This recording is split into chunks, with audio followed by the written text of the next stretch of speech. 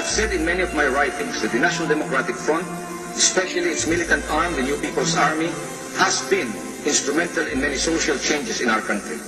There may be a difference in ideology and approach, but we are united in one. We are united against the dictatorship. My position is very clear.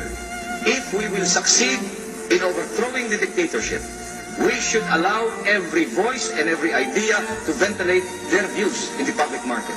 We should legalize the Communist Party of the Philippines and give them exactly the same forum to expound on their ideas. We should legalize the Communist Party of the Philippines and give them exactly the same forum to expound on their ideas. We should legalize the Communist Party of the Philippines and give them exactly the same forum to expound on their ideas.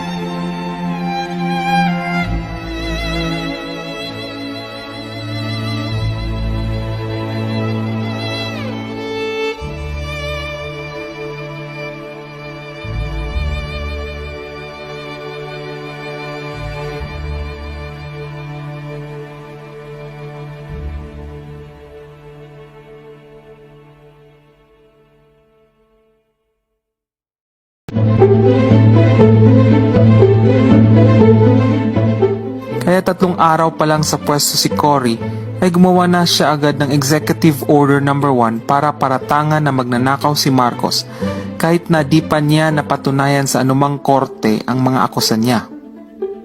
Kaya kung walang masamang intensyon si Cory ay dapat nilagyan niya ng salitang allegedly at alleged ang kanyang Executive Order No. 1. At dahil sa mapanirang Executive Order No. 1 ni Cory, nabuo ang salitang Marcos Ill-Gotten Wealth na ginamit ng mga anti-Marcos media o yellow media at mga bayarang historians, kaya maraming Pilipino ang nauto at nagalit kay Marcos. At heto pa ang matindi. Less than 2 months pa lang ang mapanirang Executive Order No. 1 ni Cory ay ginawa na itong source ng Guinness World Record. Ayaw siya papalikin. Ilang beses yun, pabalik-balik.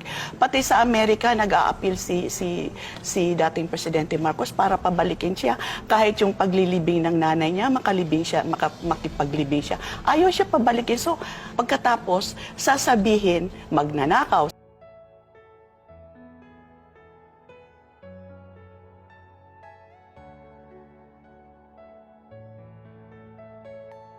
Ang nakita nila, yung binuksan ni Marcos noong 1954 at noong 1963. Ang ibig sabihin nito, meron 2 account dyan, nasa pangalan ni William Saunders, pero sa ilalim ng pangalan ni William Saunders, Ferdinand Marcos. Yung isang account, nasa pangalan ni Jane Bryan, pero sa ilalim nun ay Imelda Romualdez Marcos. Bakit ganon? Sapagkat sa Switzerland, ganyan sila nagpapasok ng pera. Kailan nito pinasok? Hindi pa presidente si Marcos.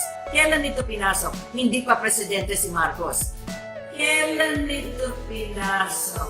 Hindi pa presidente si Marcos. Abogado pa lang siya at congressman pa lang siya. Abogado pa lang siya at congressman pa lang siya. Abogado pa lang siya at congressman pa lang siya. At bagong kasal pa lang. At si Mrs. Marcos, kakasal lang nila 1962-63. Magkano ang nilagay dyan? Ang unang kanilang pinasok dyan, $68 million. Ang unang kanilang pinasok dyan, $68 million. Ang unang kanilang pinasok dyan, $68 million. Kailan ito pinasok? Hindi pa presidente si Marcos. Kailan ito pinasok?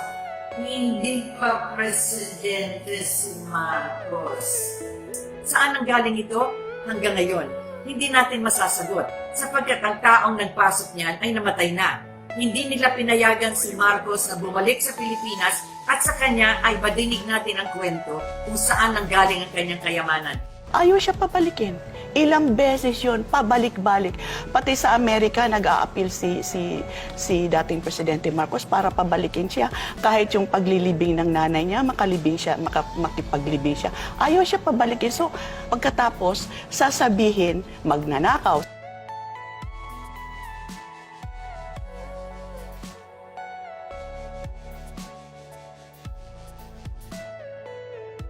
Ayaw siya papalikin. Ilang beses yun, pabalik-balik. Pati sa Amerika, nag-a-appeal si dating Presidente Marcos para pabalikin siya. Kahit yung paglilibing ng nanay niya, makipaglibing siya. Ayaw siya pabalikin. So, pagkatapos, sasabihin, magnanakaw.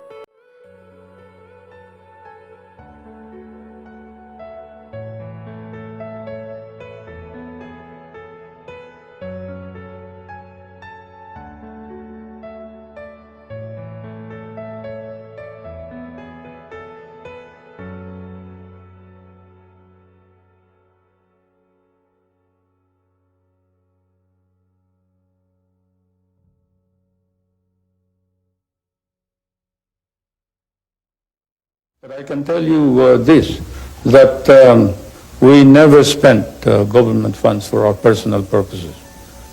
If we did, we replaced them immediately. I may have committed many sins in my life, but stealing money from the people and from the government is not one of them.